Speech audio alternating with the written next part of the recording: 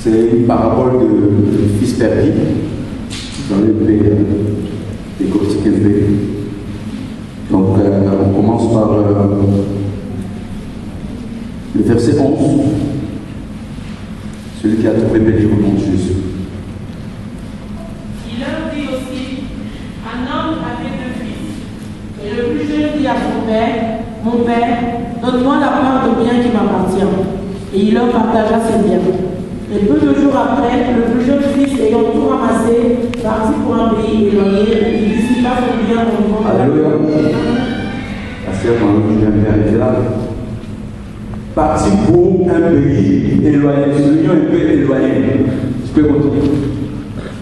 Et après qu'il eut tout dépensé, une grande famine survint dans ce pays-là, et il commença à se trouver dans la disette. Alors il alla se mettre au service d'un des habitants du pays, qu'il envoya dans ses possessions pour paître les pourceaux. Il aurait bien voulu se rassasier des carouches que les pourceaux mangeaient, mais personne ne lui en donnait. Or, étant revenu à lui-même, il dit, « Combien d'ouvriers chez mon père ont du pain en abondance, et moi je meurs de faim. Je me lèverai, j'irai vers mon père, et je lui dirai, mon père, j'ai péché contre le ciel et devant toi, et je ne suis plus digne d'être appelé ton fils. Traite-moi comme l'un de tes ouvriers. » Il se leva donc et il alla vers son père. Et comme il était encore loin, son père le vit et fut ému de compassion, et il courut se jeter à son cou et le baisa. Mais le fils lui dit, mon père, j'ai péché contre le ciel et devant toi, et je ne suis plus digne d'être appelé ton fils. Et le père dit à ses serviteurs, apportez la plus belle robe et revêtez-le amenez-moi le veau gras et tuez-le. Mangeons et réjouissons-nous, car mon fils que voici était mort, mais il est ressuscité. Il était perdu, mais il est retrouvé. Amen. Alléluia. Dans cette parabole, la Bible nous montre quelque chose de merveilleux. Donc, il y a des enfants qui vivent dans la même maison, dans la maison de leur papa. Et l'autre, comme la Bible déclare ici, l'autre a voulu bien partir pour chercher sa vie ailleurs. Comme il a su que le bien que son papa avait lui appartenait aussi, il a dit non, je demanderai quelque chose à mon père et j'irai. Et il a pris beaucoup d'argent. Quand la Bible dit que cet homme avait des serviteurs, ça veut dire que cet homme avait un peu d'argent. Donc cet homme, cet enfant, le fils, il a pris l'argent, il a dit je vais aller me défendre, je vais aller quelque part moi-même, me démêler, je vais chercher ma vie moi-même, tout seul, je vais partir chercher la vie ailleurs. Et la Bible dit quoi? Quand il a pris tout ce que le papa lui avait donné, il est parti dans un pays lointain. Alléluia. Il est parti dans un pays lointain. Parce que là, il ne voulait pas être à côté de son papa. Il voulait être loin de son père. Pour bien manger son argent. Et il a pris son argent, il est parti. Loin de son père. La Bible dit qu'il est parti voir les prostituées.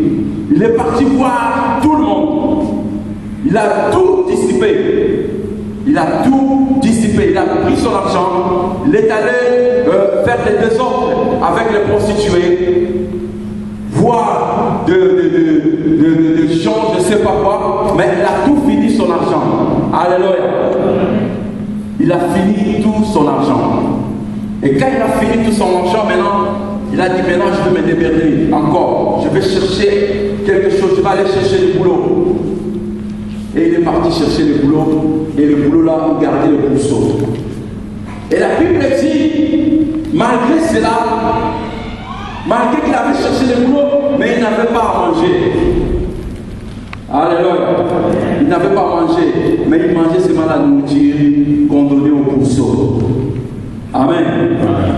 Ici, la Bible veut nous dire quoi? Cette parabole. Cette parabole veut nous dire notre vie. Amen. Donc le père, il a donné l'argent à son fils. C'est comme le papa, le Dieu Tout-Puissant. Dieu est venu dans son royaume. Nous sommes le royaume de Dieu. Nous sommes en quelque sorte le ciel. Dieu nous a engendrés. Dieu nous connaît. Dieu nous connaissait avant que le monde soit. Avant que le monde fût, Dieu nous connaissait. Et Dieu savait que nous serons tels que nous sommes là. Nous sommes dans sa maison. Nous sommes l'église de Dieu. Nous sommes l'église, nous sommes dans sa maison. Nous bénéficions de l'héritage de notre Père. Jésus dira, vous êtes le co-héritier de Christ. Alléluia.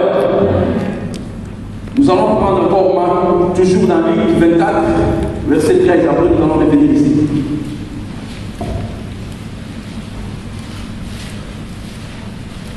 24 à partir du verset 13.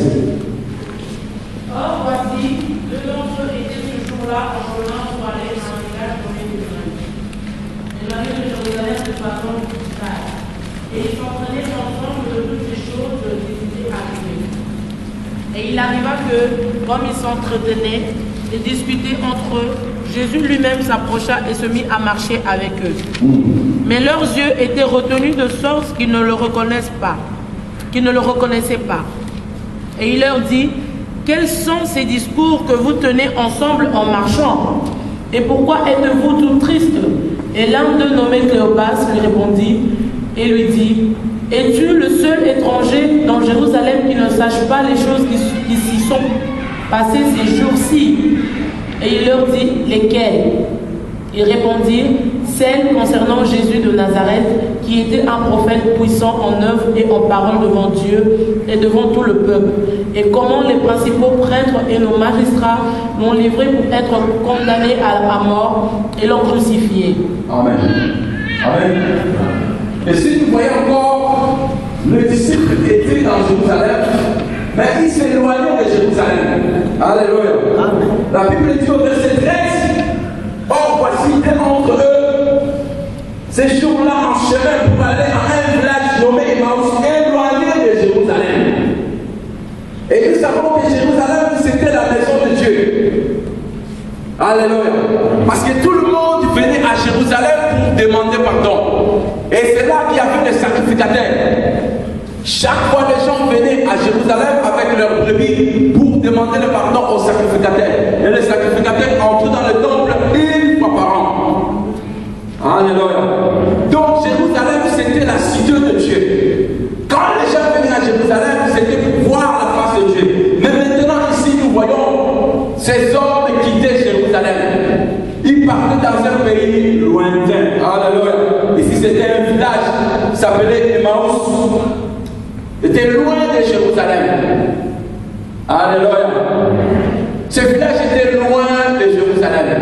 Mais ils étaient en Jérusalem. Pourquoi vous fuyez? Et Jésus-Christ leur demanda, qu'est-ce que parlez-vous? Qu'est-ce que vous parlez? Ils ont commencé à raconter des histoires. Eux, sur le ciel, l'étranger qui ne connaît pas ce qui se passe ici. Nous savons, il y a un homme qui était ici, on l'a crucifié. Ils ont commencé à raconter à Jésus. C'est parce que simplement, ils voulaient quitter la présence de Dieu. Ils voulaient quitter Jérusalem. Alléluia. Nous allons prendre encore un verset. Après, nous allons rentrer là. Apocalypse 3, 20.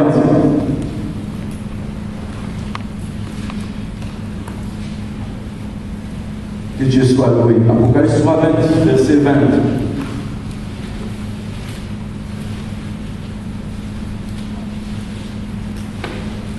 Voici, je me tiens à la porte et je frappe. Si quelqu'un entend ma voix et m'ouvre la porte, j'entrerai chez lui et je souperai avec lui et lui avec moi. Amen. Et si nous voyons Jésus-Christ parlait à l'église là où c'est, il ne parlait pas aux païens, mais il parlait aux chrétiens qui connaissaient la Torah, qui connaissaient la parole de Dieu, qui connaissaient les Écritures. Alléluia. Les chrétiens qui obéissaient à la parole de Dieu. Mais à un moment donné, ils se rendaient compte qu'ils sont riches. Ils se rendaient compte qu'ils étaient heureux dans leur façon. Ils ont abandonné Dieu. Et quand nous lisons au premier verset de l'Apocalypse, nous allons voir que Jésus-Christ est au centre de cette église. Mais au chapitre 3, la Bible dit Jésus-Christ est hors leur corps. Alléluia. Hors de l'église. Il a dit, je me tiens à la porte, je frappe.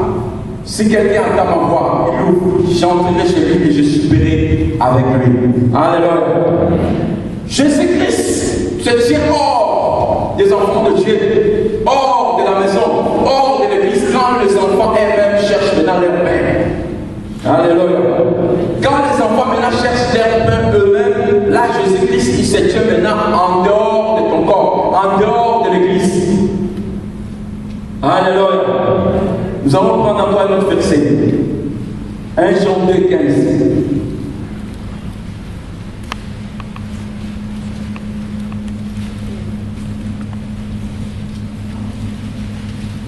1 Jean 2, et dans chapitre 2, verset 15. La Bible dit, n'aimez point le monde, ni les choses qui sont dans le monde. Si quelqu'un aime le monde, l'amour du Père n'est point en lui. Car tout ce qui est dans le monde, c'est-à-dire la convoitise de la chair, et la convoitise de cieux, et l'orgueil de la vie, ne vient point du Père, mais vient du monde. Et le monde passe avec sa convoitise, mais celui qui fait la volonté de Dieu demeure éternellement. Alléluia. Ici, la Bible nous dit, n'aimez point le monde, ni les choses qui sont dans ce monde. Et les enfants de Dieu font comment? Quand ils s'éloignent de Dieu, là, ils vont maintenant aimer le monde. Et le monde, il y a quoi? Il y a la convoitise. Il y a les choses mystiques, les choses pernicieuses, les choses qui nous bloquent la face de Dieu. Les choses qui nous empêchent de voir Dieu. La Bible dit, n'aimez pas le monde. Le monde que nous voyons, c'est un monde qui va passer avec sa convoitise. Le monde qui va passer, les maisons que nous voyons, les voitures que nous voyons, les choses précieuses que nous voyons, Alléluia. Toutes ces choses-là vont passer. C'est pour cela que la Bible dit, n'aimez pas le monde. Alléluia. N'aimez pas le monde parce que le monde a un goût vrai. Quand tu es dans le monde, tu te sens comme si tu y es arrivé.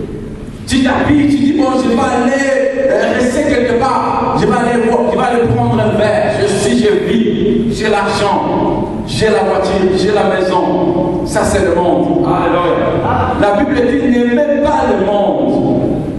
Le monde avec sa convoitise va passer. Toutes les choses vont passer.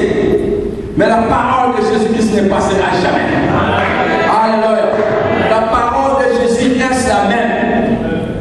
La parole de Jésus reste la même. C'est pour ça qu'il nous interpelle. Il nous dit, n'aimez pas le monde. Alléluia. N'aimez pas le monde, comme il a dit dans Jean 17 là-bas. Vous êtes dans le monde, vous n'êtes pas dans ce monde. Nous sommes dans ce monde, c'est bien. Nous vivons dans ce monde, c'est bien. Mais les choses de ce monde ne nous appartiennent pas. Alléluia. N'aimez pas le monde. Car le monde a ce désir. Le monde a ce désir. Et le monde nous amènera loin de la face du Seigneur. Alléluia. On peut avoir tout. On peut avoir des bijoux. On peut avoir je ne sais pas quoi. Un compte de compte. Alléluia. Un compte. Quand toi-même tu raisonnes, j'ai quelques sommes là, frère, tu te dis non, je suis arrivé. Or, dans l'église de Laodicée, ils croyaient aussi comme ça, ils étaient riches. Ils étaient riches. Mais à un moment donné, Dieu s'est tenu hors de leur corps. Dieu aime habiter dans notre âme, dans notre esprit. Alléluia. C'est pour cela que Jésus-Christ dit, n'aimez pas les choses de ce monde. Car les choses de ce monde n'ont que vanité, frère. Les choses de ce monde nous amèneront loin de la face de Dieu. Nous serons éloignés. Quand tu vois la personne commence à s'éloigner de Dieu, même la vie de prière devient difficile. Parce que quand tu voudras prier, le diable viendra te dire, tais-toi, ne prie pas. Tu es menteur, tu es un péché. Alléluia. Parce que tu es parti loin de la face de Dieu. Tu es parti loin de Dieu. Tu t'éloignes, tu te dis non, je vais aller loin. Alléluia. C'est comme Caïn a dit à Dieu, je vais partir loin de toi. Après il est devenu vagabond. Alléluia. Je vais partir loin de toi. Quand la personne s'éloigne de Dieu, ça devient dangereux. Alléluia. Il devient dangereux, frère. Et c'est un danger quand on s'éloigne de Dieu. Parce que le Seigneur a dit, c'est moi qui te garde. Je ne t'abandonnerai point. Je ne te laisserai point. Je suis avec toi jusqu'à la fin du monde. Et celui qui ne te garde pas, qui va te garder maintenant? Et la personne qui va te garder en vain. On sera comme des brochettes de viande. Si un sorcier vient seulement te touche. Parce que tu n'as aucune protection. Alléluia. Tu n'as pas de protection. Mais avec Dieu, alléluia. La Bible dit, si les gens sont contre moi, mais si Jésus est pour moi, je serai. Il a dit quoi? Alléluia. Si les gens sont contre toi, moi je serai pour toi.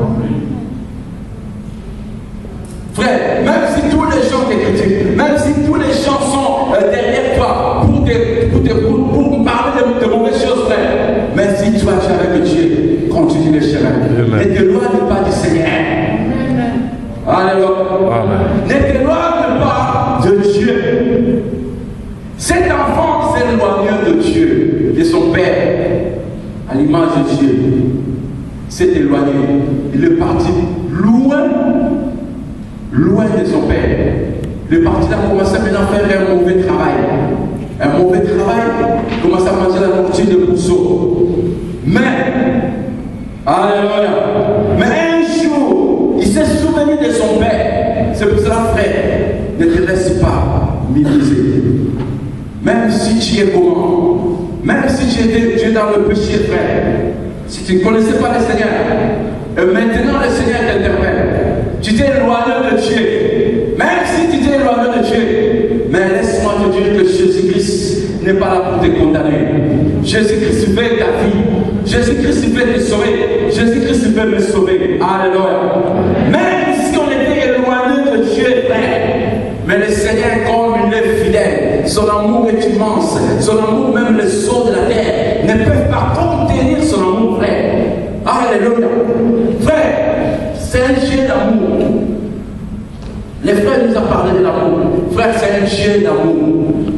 C'est un Dieu, quand tu viens, comme il a dit dans Jean 1, 9 là-bas, si tu confesses le péché, il est fidèle et juste pour te le pardonner et pour te purifier de toute iniquité. Alléluia. J'ai vu un homme qui était sorcier. Il dit, il a tué 2800 personnes. Frère, il a tué 2800 personnes, mais Dieu lui a pardonné. C'est un Dieu d'amour. Alléluia. Jésus-Christ a dit, moi je ne suis pas venu vous condamner. Je suis venu vous donner la vie. Un jour, on a tapé une femme en flagrance de lit. En flagrance de lit, on est venu montrer à Jésus. Alléluia. Jésus-Christ a commencé à écrire sur le sable. Il a dit, parmi vous, si quelqu'un n'a pas péché, comme le frère Olivier te le dit, alléluia, il condamnait les autres, mais lui-même ne se condamnait pas. Quand tu condamnes les autres, il faut faire comme ça. Alléluia. Quand tu dis, toi tu es comme ça, moi je suis comment. Les gens là, ils connaissaient la loi. Les gens là, ils connaissaient la loi, la Torah. Ils ont dit, comme toi aussi, tu es le docteur de la loi, dis-nous maintenant, la loi de Moïse dit ça. Si on attrape une flamme à flacon de lit, on va la faire quoi? On va la lapider. C'était la loi de Moïse. Et c'est Dieu lui-même qui avait sauvé cette loi. Alléluia. Dieu même sauvé la loi. C'est le Dieu là lui-même, il viendra encore changer la loi. Comme il a dit dans Romains 10, 4 là-bas, Jésus-Christ c'est la fin de la loi. Alléluia. Jésus-Christ c'est la fin de la loi. La loi existait quand Moïse était là. Mais Jésus-Christ, quand il est venu, il a dit, moi je suis la fin de la loi. Alléluia. Et dans Jean 19, 30, il a dit quoi? Tout est accompli.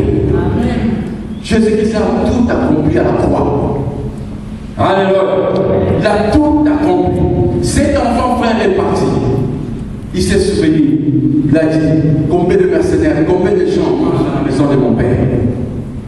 Ils mangent bien. Les serviteurs, ils travaillent dans la maison de mon père, mais ils mangent bien. Moi, j'irai vers mon père, demander pardon. J'irai, je partirai, confesser mes péchés. Frère, même si tu as fait des choses pour moi, viens au Seigneur. Même si tu es éloigné de Dieu, reviens au Seigneur. Parce qu'il est le Dieu d'amour. Il ne veut pas que tu ailles à l'enfer.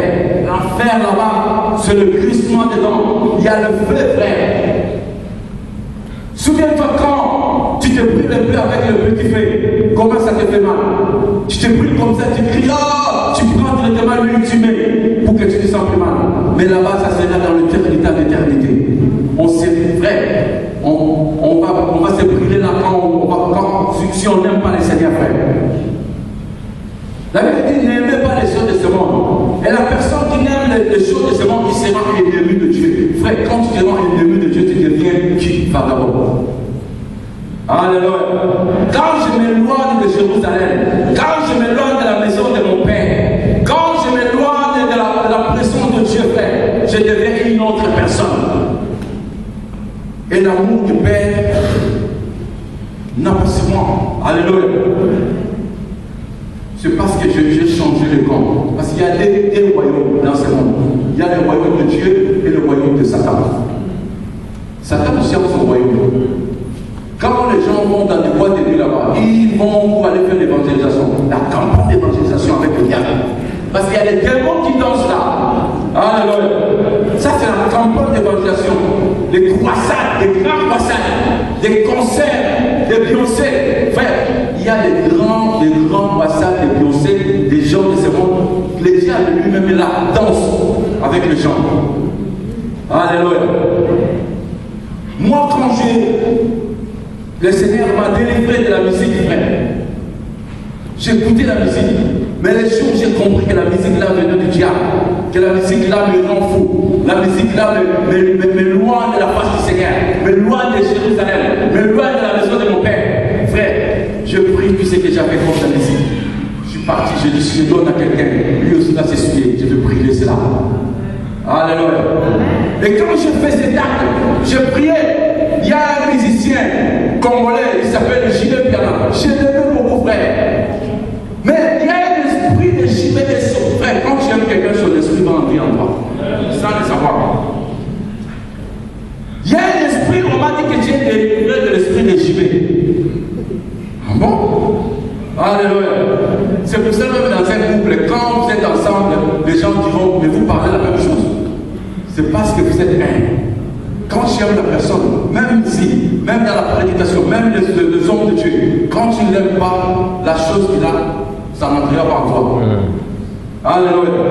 C'est parce que quand il prêche, quand il fait comme ça, toi tu goûtes, toi tu fais comme ça, la chose qu'il a, ça n'entrera pas. C'est pour cela que quand les gens parlent, tu dis, oh, les gens là parlent comme celui-là.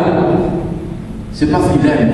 Le Dieu regarde, il dit, Moïse, je vais prendre ton esprit, je vais donner ça à 70 personnes. Dieu prend l'esprit qui est en toi, il donne à l'autre. Ça passe par le monde spirituel. Alléluia. Ça passe par le monde spirituel. Jésus-Christ est Dieu, frère. Même si nous avons péché, même si tu dis que je suis devenu un pire, même si tu dis que moi, le Seigneur ne me connaît plus, frère, parce que tu t'es éloigné de Dieu. Et souviens-toi de la croix. Alléluia. Souviens-toi, au lèvres de la croix. À la croix, frère, il a donné sa vie pour toi et pour moi. À la croix, il a donné sa vie. Il a donné sa vie. Lui, Dieu, il s'est rabaissé jusqu'à devenir homme, de mourir à la croix à cause de toi, à cause de moi. C'était simplement à cause du péché. Alléluia. Cet enfant, quand il a dit comme ça, il a dit, bon, je vais rentrer vers mon Père. Je lui demanderai pardon. Il est rentré. Alléluia. Nous allons prendre ce verset. Il a dit, je me lèverai, le verset 18. J'irai vers mon Père, je lui dirai, mon Père, je péché contre le ciel et devant toi, et je ne suis plus digne d'être appelé ton fils. Traite-moi comme l'un de tes serviteurs. Alléluia. Un jour aussi, un pharisien disait à Jésus, moi je donne ma dîme, je fais ça, je ne suis pas comme ces publics-là. Alléluia. Mais ces publics-là, il s'est humilié devant Jésus. Il a demandé pardon. Et Jésus-Christ a fait ce public-là digne plus que les pharisiens qui connaissaient la loi. Alléluia. Je me lèverai. On devient chrétien comment? On devient chrétien quand on prend conscience. Il y a trois choses dans la vie chrétienne. Quand on prêche la parole comme ça, d'abord il y a la repentance. Tu te réponds, tu te sens mal. Je dis non, je veux me repentir, je vais suivre le Seigneur. Et après cela, après la repentance vient quoi? Vient la conversion. La personne maintenant va se convertir. Parce que quand on reçoit Jésus, il y a un moment donné, tu vas commencer maintenant à regarder, ça c'est pas bon, ça c'est pas bon, ça je vais laisser, ça c'est pas bon, ça c'est pas bon. Là c'est la conversion. Mais après la conversion, il y a encore une autre chose, la perfection, la sanctification. La sanctification nous amène vers la perfection. L'apôtre Paul a dit, nous n'avons pas encore atteint la perfection, mais nous allons vers la perfection. Personne n'a atteint la perfection, frère. Il a dit, je cours vers la perfection. Mais je n'ai pas encore atteint la perfection. Je cours, frère. Il y a la repentance, la conversion, la sanctification, frère. Nous devons nous sanctifier à tout moment. Alléluia. Quand on est dans le Seigneur, frère, on se sanctifie. Quand tu as commis les règles, quand tu as commis les péchés, et le Seigneur t'interpelle cela, sanctifie-toi. Continue les chemins. Sois comme cet enfant, l'enfant perdu. Il s'est dit non, j'irai voir mon Père. J'irai voir mon Père, je lui dirai que je sois même comme ton serviteur. Frère, un fils veut devenir serviteur de son Père. Alléluia. Le verset 21. J'ai péché contre le ciel devant toi et je suis plus digne. Alléluia. Non, on commence par le verset 20. Il s'éleva donc, il alla vers son père. Et comme il était encore loin, son père le vit. Alléluia. Son père le vit et fit aimer de compassion. Frère, quand tu te rends compte que tu es péché, le frère a dit, le frère nous a péché. Pour l'amour de connaître Jésus, quand tu te rends compte que je suis péché, que dans telle chose, frère, le péché, ce n'est pas seulement la publicité, ce n'est pas seulement le mensonge. Le péché, il y a beaucoup de choses, frère. Le murmure sont des péchés. L'impudicité c'est le péché. L'adultère c'est le péché. Il y a des péchés partout, frère. On ne peut pas se suivre, frère. Quand on se suit, on n'ira pas au ciel. Mais la chose est réelle, quand on se rend compte qu'on a péché contre le ciel, il a dit j'ai péché contre le ciel. Quand on se rend compte, frère, qu'on a péché, on s'humilie, on vient devant la face de Dieu, on dit à Dieu, Père, pardonne-moi de tout ce que j'ai fait, tout ce que j'ai mal parlé, mal pensé, mal regardé, mal fait. J'ai fait des choses qui n'ont pas donné gloire à toi. Maintenant je reviens à toi. Je veux que tu me sanctifies. Et le Père a fait quoi? Nous allons voir, le Père lui a vu de loin d'abord. Et le Père a fait quoi? Quand il a vu de loin, il mit des compassions. La Bible dit quoi? Le Père se vient de compassion. Il mit des compassions, frère. Donc il avait pitié de cet enfant. Il dit, l'enfant que je croyais mort, maintenant il est revenu à la vie. Alléluia. Et qu'est-ce que le papa a fait? Il courut, il s'est jeté à son cou. Le verset 20. Cou et le baiser. Verset 21. Mais le fils lui dit, mon père, j'ai péché contre le ciel. Devant toi, je ne suis plus digne d'être appelé ton fils. Et le père dit au serviteur, apportez-la la belle robe et revêtez-le et mettez-lui un anneau. Alléluia. Frère, quand tu prends conscience, il y a une grande fête qui se fait au ciel. Quand tu prends conscience de ta vie, tu te dis non, je vais laisser la masturbation, je vais laisser le péché, je vais laisser tout ça là, je vais laisser le film pornographique. Quand tu rends compte de ça, tu te dis non, maintenant, je vais revenir à la maison de Père, je vais devenir comme le serviteur. Et le Père, voyant son enfant, il a dit non, on va te faire porter la robe blanche, frère. La sainteté, frère. Parce que cet enfant s'est humilié devant Jésus. Quand cet enfant s'est humilié, frère, il a porté la robe blanche. C'est Dieu qui nous revêtit de sa même puissance, de sa mort, alléluia. C'est le Dieu qui est merveilleux, frère. Les gens peuvent t'abandonner, les gens peuvent te critiquer, mais le Seigneur te donnera la robe blanche. Le Seigneur va te revêtir, même si tu es abandonné par ta famille. Laisse-moi te dire, frère, le Seigneur est là à tes côtés. Le Seigneur est en train de suivre de larmes. Parce qu'il a abandonné le ciel, il est descendu sur la terre. C'est pour te sauver, c'est pour te prendre en charge, c'est pour te prendre nous qui étions hors de la grâce. Nous étions partis loin de la face de Dieu, pays lointain. Mais le Seigneur a eu pitié de nous parce que nous sommes humiliés devant nous. Quand nous sommes venus, il a dit, je prends la robe blanche. Quand vous lisez même dans Hébreux 7 là-bas, quand les gens plaidaient, il est juste à quand tu vas nous venger. Et la Bible dit quoi? Les robes, les filles portées. Alléluia.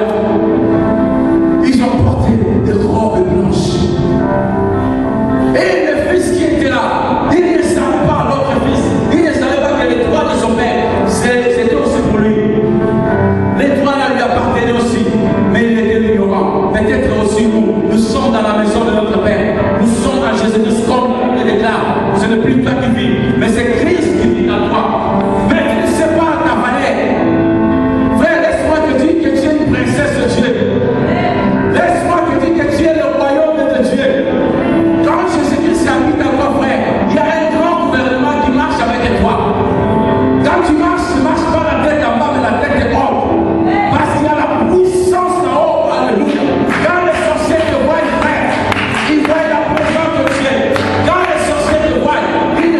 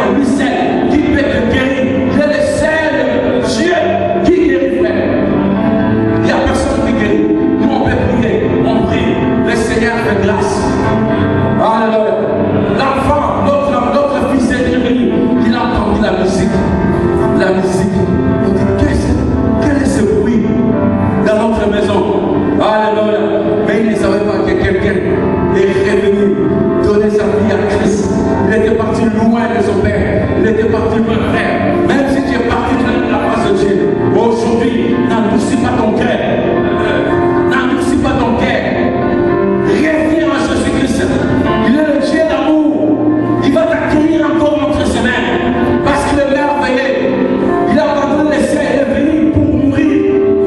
À ta place, nous qui étions dans la boue, nous qui étions opprimés, nous qui étions dans la là-bas, mais il est venu nous a racheter, frère.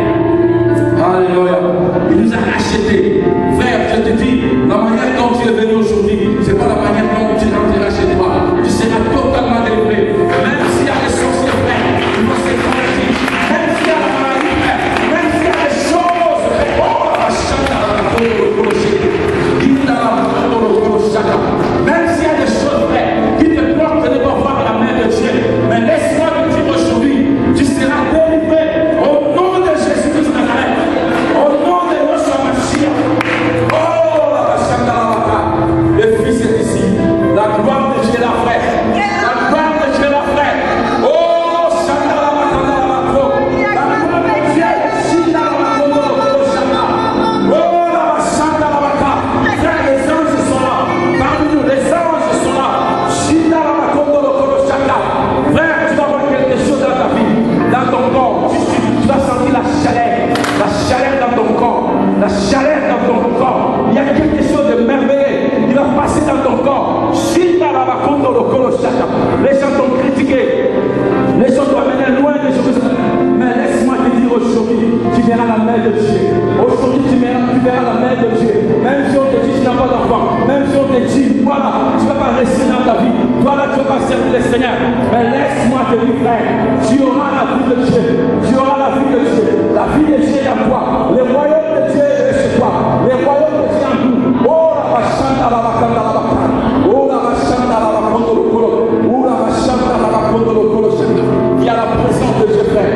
Si tu saisis cette présence en ce moment-ci, tu verras la gloire du Seigneur. Si tu saisis cette présence, oh, la chante à la vacanda, la vacanda. Il y a la vacanda, le colo. Il y a Dieu dans ce lieu, frère. Dieu dans ce lieu, frère. Dieu est venu détruire les œuvres de lui. Il est venu détruire les œuvres de diable. Il est venu nous sanctifier. Il est venu nous qui étions loin de sa face. Nous qui étions perdus, frère. Nous qui étions perdus, nous étions partis loin de la voie du Seigneur. Ma sœur, Jésus-Christ t'aime. Jésus-Christ t'aime, mon frère. Ma sœur, Jésus-Christ t'aime. Jésus-Christ t'aime. Tu verras la gloire de Dieu dans ta vie. La gloire du Seigneur dans ta vie. La gloire de Dieu. Dieu va essuyer encore tes larmes. Dieu va essuyer encore tes larmes. Tu verras la gloire du Seigneur. La vie ne pleure pas. Ne pleure pas. Continue les chemins. Continue les chemins. Reviens à lui. Reviens à lui encore. Revenons à lui. Parce qu'il est merveilleux. Ma soeur, ne pleure pas. Dieu va te visiter. Dieu va te visiter. Il y aura une grande chose qui va se passer à toi. Voici l'onction de Dieu sur toi maintenant. L'onction de Dieu est sur toi maintenant. L'onction de Dieu est sur toi maintenant. Tu verras la gloire du Seigneur. Oh, la vachanda, la vacondo, le colochete. L'onction de Dieu sur toi. Au nom de Jésus-Christ de Nazareth. Tu verras la gloire du Seigneur. Tu vas sentir la chaleur qui va commencer par les pieds. Et ça va monter. Au nom de Jésus. Ça va commencer par les pieds. Ça va monter au nom de Jésus. Pour te rendre libre. La Bible dit, si le Fils vous a franchi, vous serez réellement libre. Réellement libre. Au nom de Yeshua Mashiach. Au nom de Jésus-Christ de Nazareth. Oh, la vachanda, la vacondo,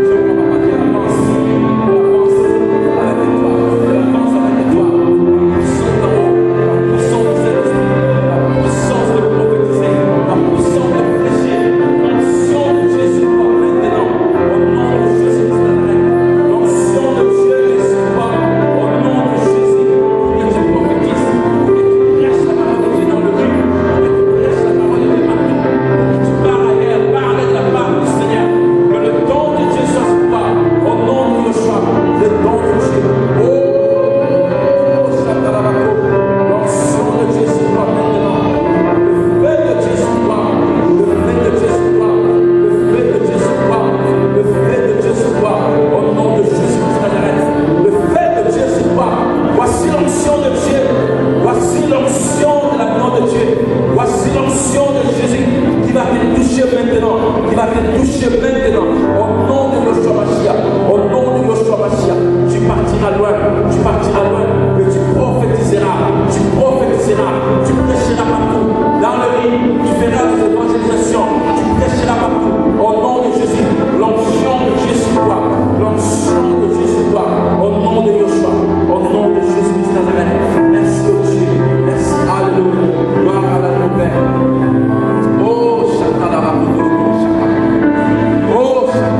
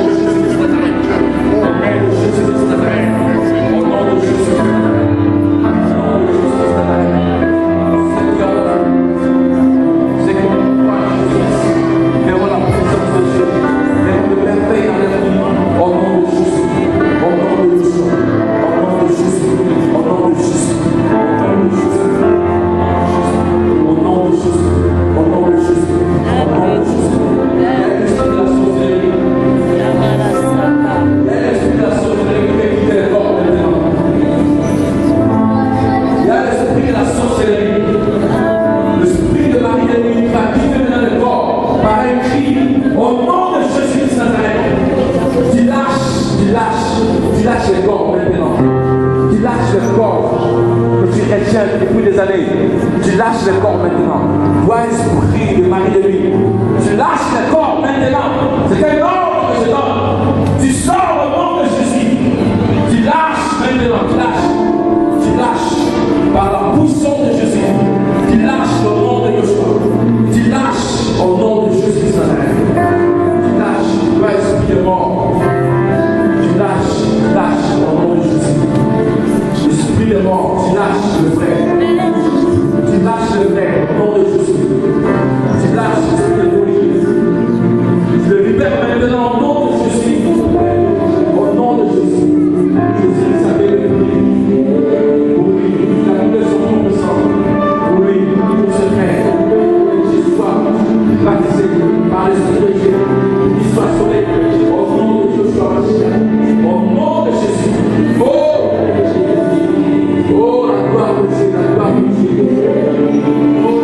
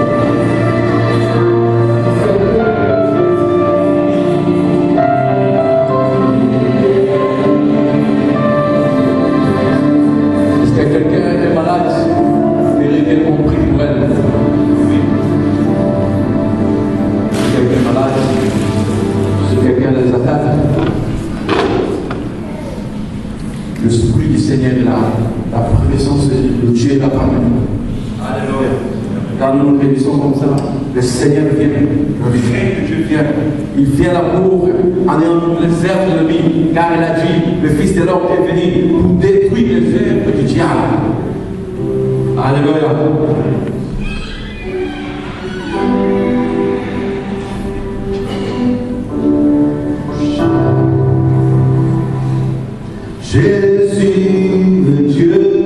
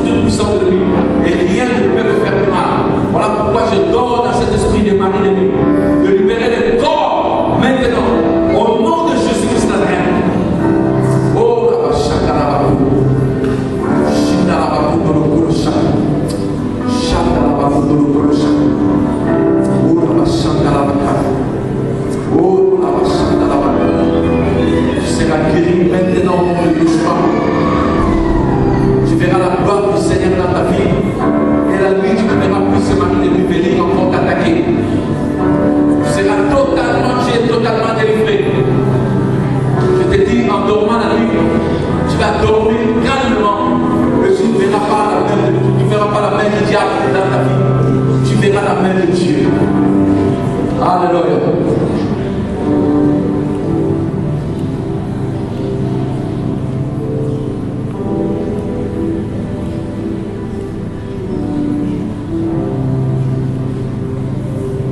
Est-ce qu'il y a quelqu'un qui veut confesser un péché? Il dire quelque chose. Le frère a dit tout à l'heure, s'il y a quelqu'un, peut-être tu es là, peut-être tu peux parler quelque chose, le Seigneur va te libérer. La Bible dit quoi? Celui qui aura honte devant les hommes, moi j'aurai honte de lui devant mon Père.